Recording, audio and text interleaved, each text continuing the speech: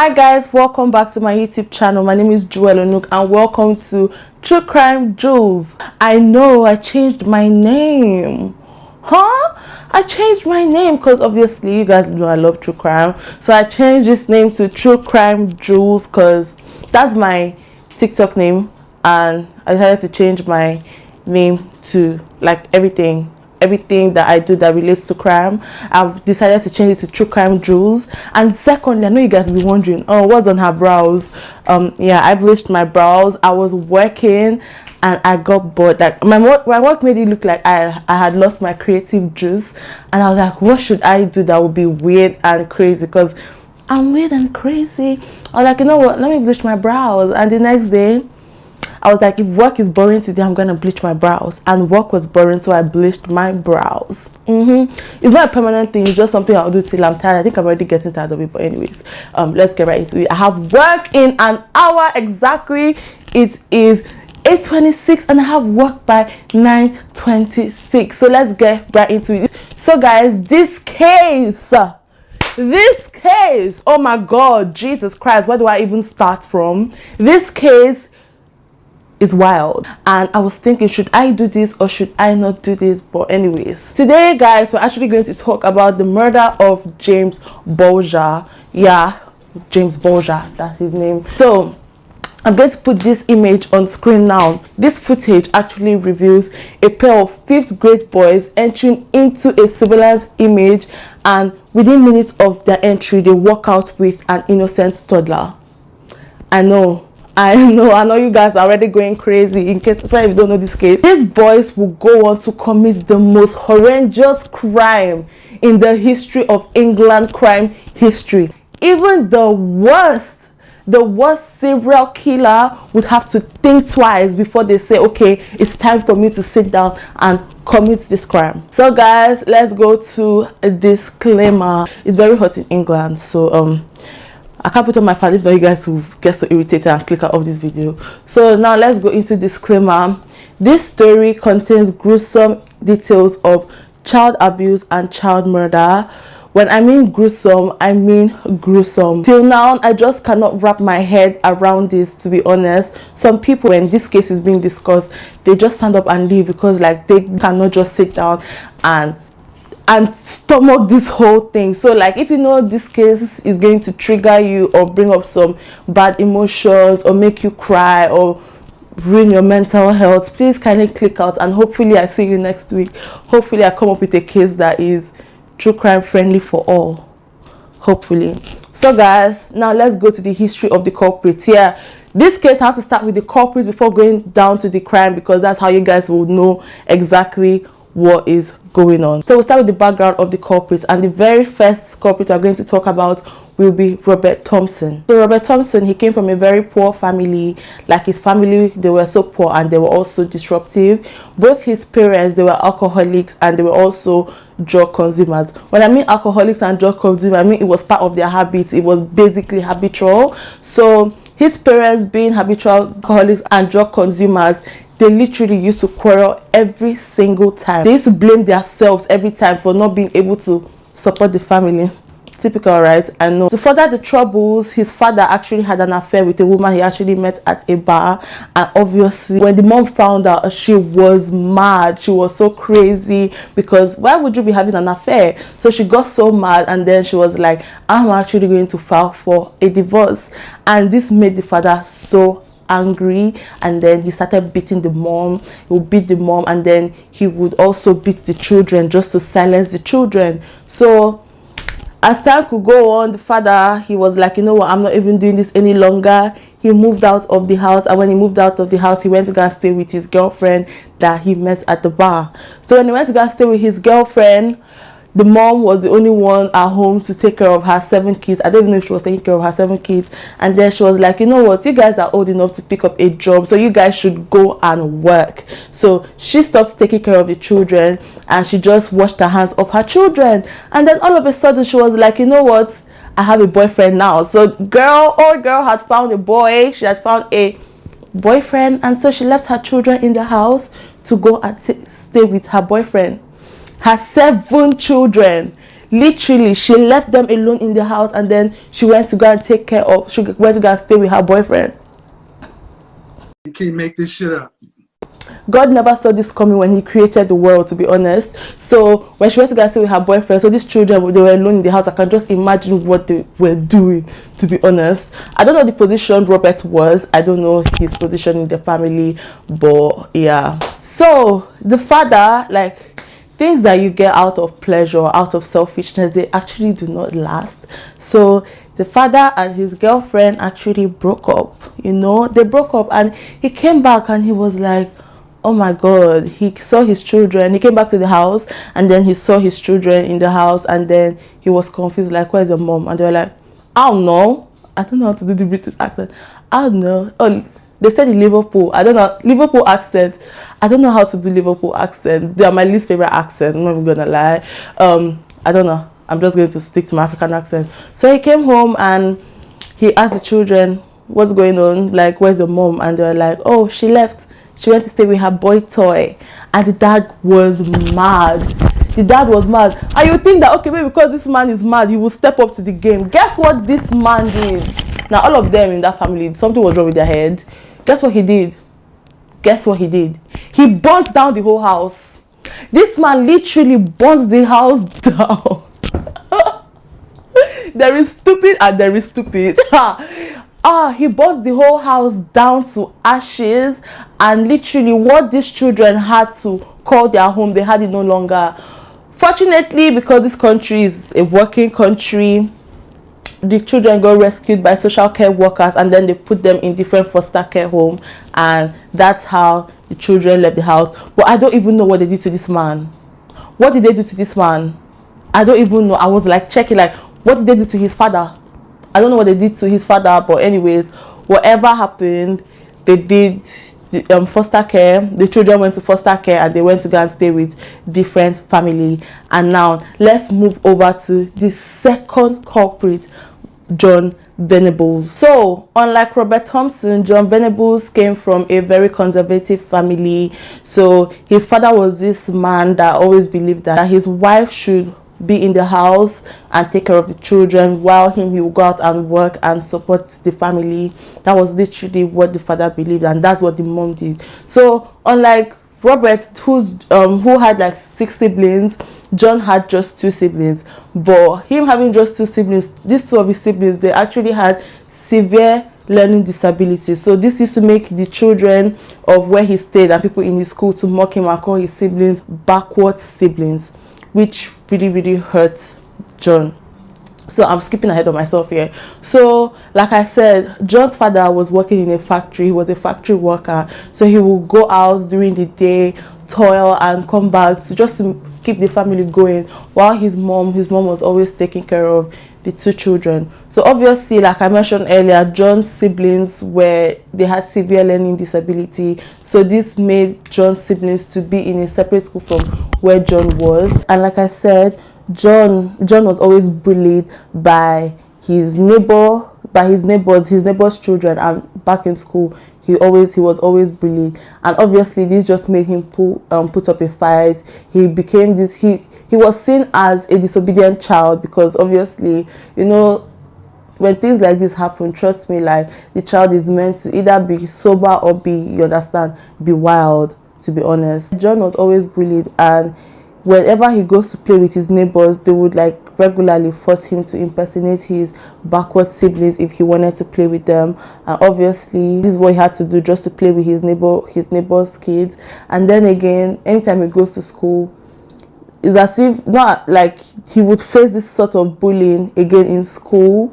Do you understand? Like, what he's facing at home, when he goes to school, he actually faces the same thing. So literally this guy had no break from reality. Whenever Jon returns from school, he would often throw tantrums, and then he will argue with his parents. He will bait them out, and then he will tell them that he wanted to go to the special schools that his siblings were, but obviously his parents can't send him there because, you know,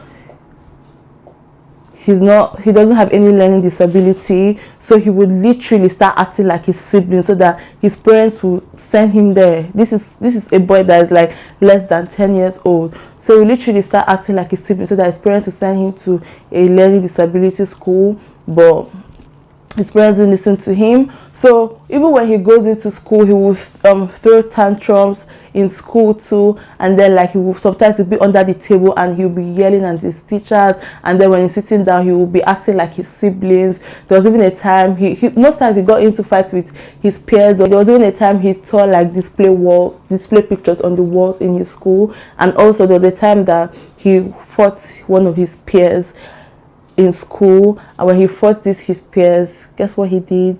He strangled him with a ruler, and it took two adults to separate them. It took two adults to separate him from killing the students. Jon Venables was expelled from his school, and when he was expelled from his school, he was sent to a different school, and guess the school he was sent to? School with Robert Thompson. And literally they were in the same class. And okay, when they sent to the next school, this made him go a class below, so he was in the same class with Robert Thompson. At first they were not friends, but obviously since they were the two oldest in the class, they had to bond, and this is how they became best friends. So they became best friends when they met in class. And again, secondly, apart from the fact that they became best friends, they used to skip school together, because the two of them, they hated school. They'll skip to school together, and then they'll go to shopping mall, and this is where they'll go to shoplift their favorite snacks and comics. So these people were literally birds of the same feather. So guys, now let's talk about the abduction. So James Patrick Bulger was born on 3rd of March 1990 in a place in England called Merseyside. He was just 2 years old and just a few weeks from celebrating his 3rd birthday at the time of his abduction. On the 12th of February 1993, James' mom, Dennis Bolger, she had decided to visit a new shopping mall called Strand Shopping Mall. She had decided to visit this shopping mall with James, her son, her 2-year-old son, and a friend that actually came to visit them. After completing the shopping, she began heading towards the shopping mall door just to go home. But then she remembered that she hadn't paid the butcher, so she had forgotten to pay the butcher. So she told her friend to wait at the entrance of the shopping mall for her while she went to go and pay the butcher. So as she was going to pay the butcher, she held her son's hand. And this kind of thing, like maybe literally you're holding your child's hand, and then she just left the hand literally less than a minute, for a second, just to, you know, get money from her bag and pay the man. And immediately she took money from her bag to pay the man, she turned and she never saw her son any longer. And immediately she panicked. She was looking for her son everywhere in the shopping mall. She was looking for him everywhere, but she didn't find him. The mall security, they even had to like make an announcement as to who took this child, but there was no leads. Nobody knew who had taken this 2-year-old child, and then the police was called immediately. So the next morning, the 13th of February 1993, more than 24 hours since the abduction, the police had actually gotten their first lead. So this lead they saw was in a CCTV. So they had checked the security footage of the mall, and then in the CCTV they had seen James Bulger leaving the premises with 2 older boys. And trust me, this just caused a relief to everybody, because obviously they didn't even look like they were adults, like 2 older kids, literally 2 older kids. You would never ever think that they would cause harm. If only they had known. I won't be sitting down here telling this story. She even told her husband that she doesn't think that the boys' intentions were malicious. Maybe they were just looking for a little boy just to fool around and play around. So she was just very confident that she was going to, you know, find her baby. So guys, now we are going to talk about the murder. Now I'm getting more serious because this case is nothing to joke with. Like, I felt like crying while I was researching this case. But you know why? You know what? We don't cry. Although I cried, actually. I cried because like when I heard about this case, they did not say the gruesome image. They did not tell the details gruesomely, but I think I'm going to tell that. So like this literally was like my first time knowing the crime in depth. So like I was like, what? I was shaking.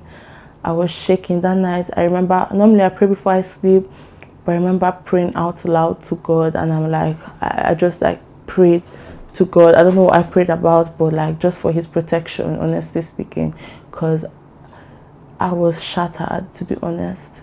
So in 2 days following James Bulger's disappearance, the police broke the worst news any parents want to hear.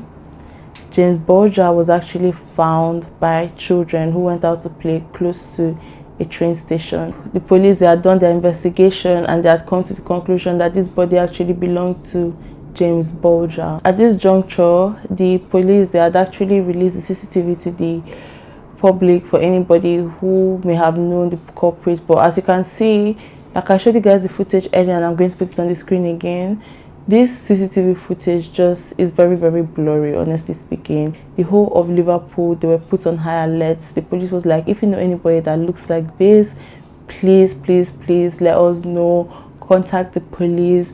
Like, there were unrelentless efforts from the citizens. Everybody came together and just to find who these boys were. So the boys were actually zeroed in on. They got their lead and they found out who these boys were, and the police went to arrest them. Obviously, you guys already know the culprits already, Jon Venables and Robert Thompson. And I think the person that actually reported to the police that she suspects people was their teacher, because she was like, that is it John? One of them had the mustard jacket, and that day they never ever showed up to school. So she was like, that looks like my student, but obviously please just go and find out and let me know. And when the police went, they discovered that, yeah, they were the ones, and they got arrested. So the police interrogated them. So during the initial interrogation, they did not accept any of the charges that were pressed against them. So this just made the police to use force. So when the police used force, that's when they just said, okay, we did it. We did it. They admitted their role in the crime, and then they actually began narrating the series of incidents that led them to do the murder. Their initial plan was just to push James Bulger in front of a car outside the shopping mall, and their plan was to make sure that this car hits James Bulger and will lead to his death. But obviously that did not work out. That plan did not succeed. However, James Bulger was crying and he was creating unwanted attention.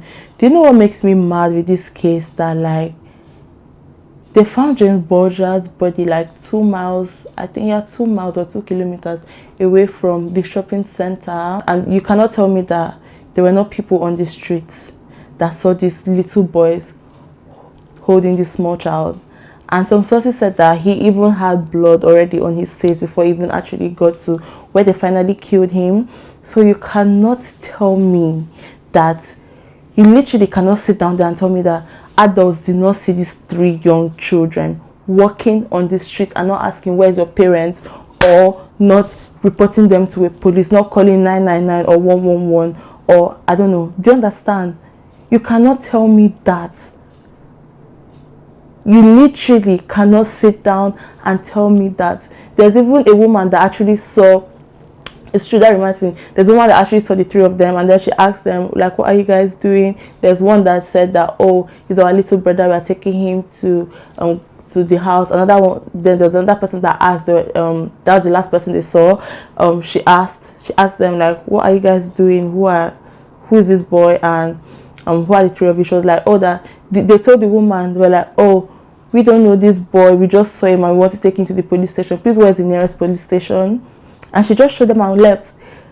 An elderly woman, literally, these boys don't know who this child is, and all of a sudden this got me mad. Like, even as I'm speaking, I'm actually so mad. But obviously I wasn't even born at this time. I'm so mad because somebody could have stopped this. Somebody could have literally stopped this. Somebody could have just, I'm not making sense. Somebody could have just stopped this. Just one action. Give me the child. Let's go to the police station.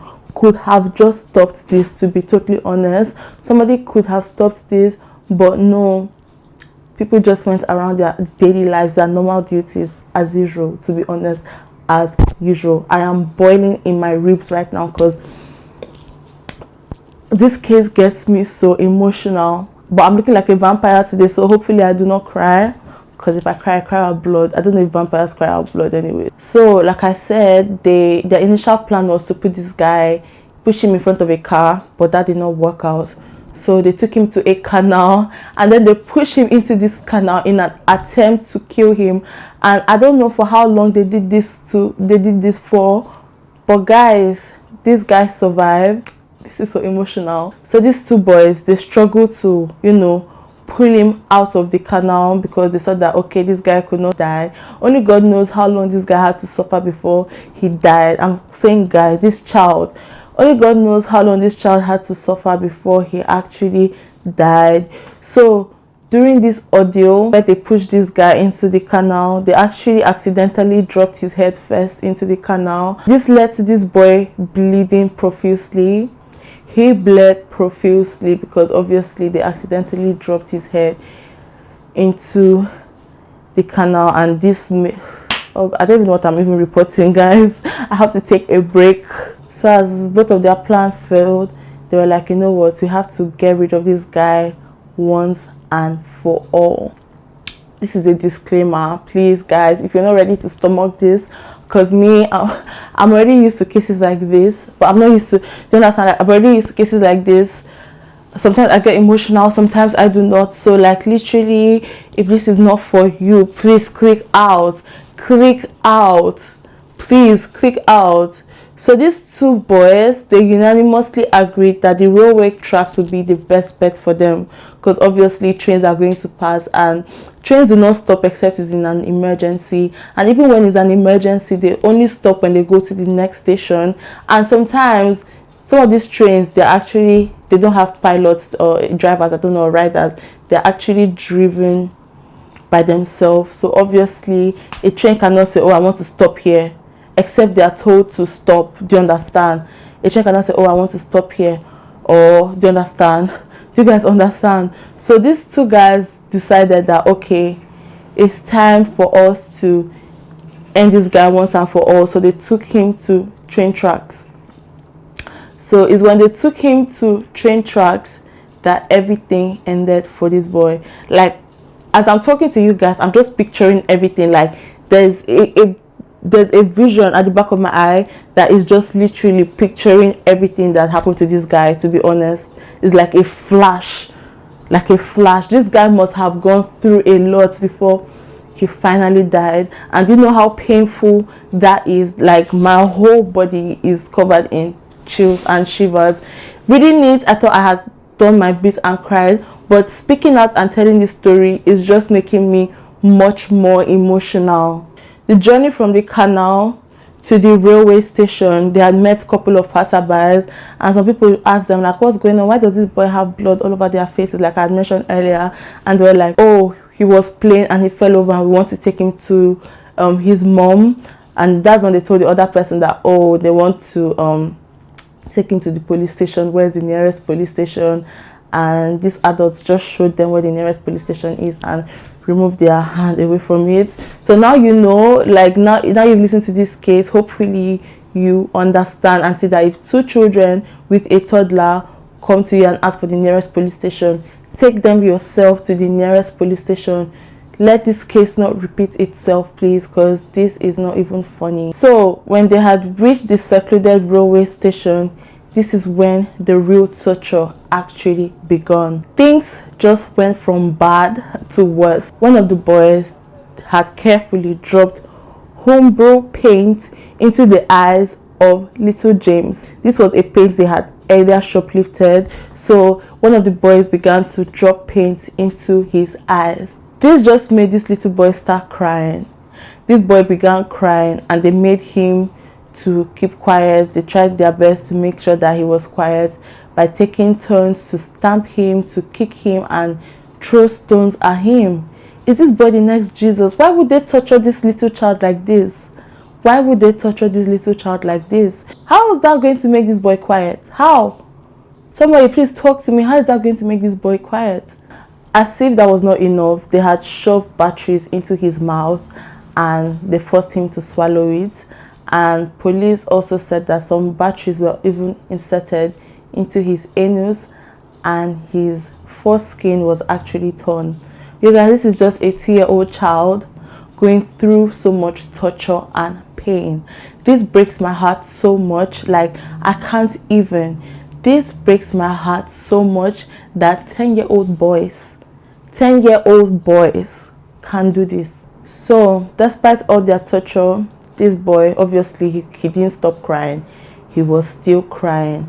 So the boys, they began trashing him with a 10 kg, 22 pounds, a 10 kilogram railway fish plate, inflicting 10 fractures in his skull and a total of 42 fractures across his little tiny body.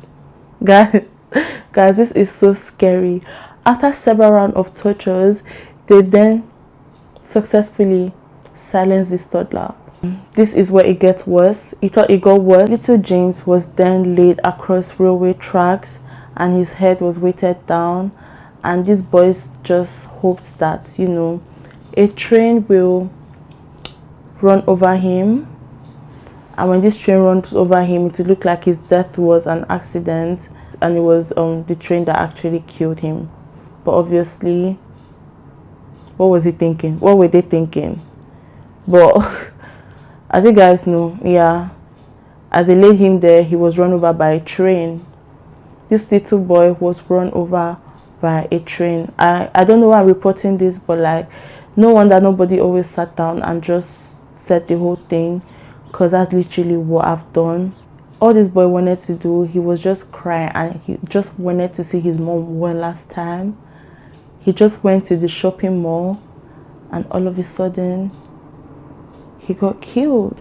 So let's go to the trial. So after their arrest, these two boys, they were put on trial for the abduction and murder of James Bulger, and also an earlier failed abduction that happened, but they did not mention this person's name. Had actually tried to abduct somebody else, but it actually did not work out. Due to the killer's ages, their identity was not released to the public. They were referred to as Child A and Child B. So when they went to court, these two little boys, they did not show any remorse in court. They were laughing and they were giggling anytime they were asked about the case of the boys. That when they brought this case to them in court, they thought it was funny. They thought killing somebody was funny. Putting someone through torture was funny. What did they do? They were laughing, they were giggling in court, and obviously you guys can just see how annoying that would have been. These are boys who killed somebody's child and didn't even care, even while they were facing prosecution. So on the 22nd of February 1993, the boys were sentenced to 8 years of juvenile prison time. 8 years for everything they had done. 8 years for attempting to kill this boy 3 times, for killing him and running him over, weighting his head down with a rock. Oh god, oh my god, guys, this case just gets you mad. The court then further added that after their release, that they will be given new identities, and then the government will help them start a new life after their prison time. So you guys can imagine, do you know how much it costs to give somebody a new identity in the UK? Somewhere close to, I think, 500k to £1 million. 500,000, I can't remember, but I think 500,000 to £1 million each.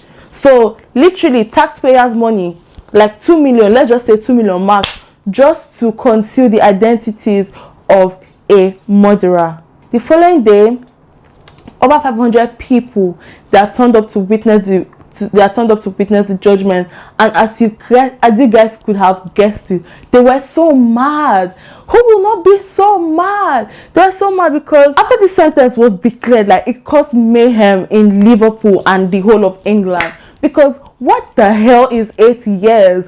What the hell? What is 8 years compared to what these people had done? And the criminal age for responsibility in the UK is 10 years old. So these guys, if they were 9 years, just if they were still 9, they would have been let scot-free. They would have been let scot-free. So like I said, the people, they were mad. They were so mad. They began shouting. They began throwing things at the police van. They began protesting and rioting in the streets, because they were like, what the hell is 10 years? Sorry, what the hell is 8 years? They expressed general disgust. They were outraged. Oh my god. their hearts broke because of the judgment that the court had made. Like, I don't know if you guys can understand. Even if I wasn't even there, I am mad. But thanks to the massive police outrage, the sentence was raised to 10 years. But what is 10 years?